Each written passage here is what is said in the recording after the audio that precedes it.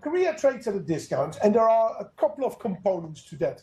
Share buybacks and dividends are quite low, but also capital allocation in Korea is quite inefficient. What I mean with that is that you have these large groups, and they have to have all these cross-ownership structures and these sort of things, and that's a sort of ineffective way of investing in companies that are affiliated with you.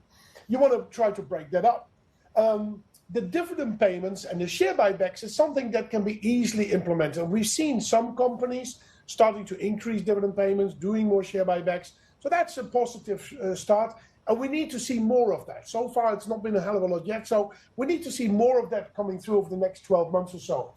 If they can really start to cut these cross-holdings and put regulations and tax incentives in place for this to take place, that is something that might take much longer to work on. And we've seen in Japan that this is also still a work in progress, and although Japan has been working on this for quite some time already. So that will be, I suspect, a very slow sort of grind.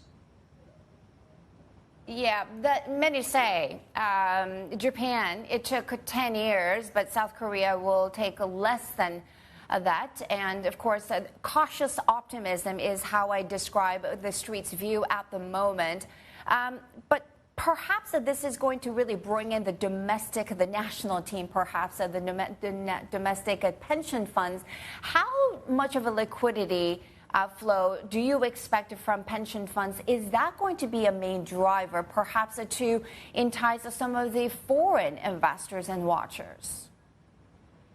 I think foreign investors would clearly be interested if we see companies pay more dividends, do share buybacks, or breaking up their corporate structures and therefore, for example, selling certain subsidiaries and using that money to pay more dividends.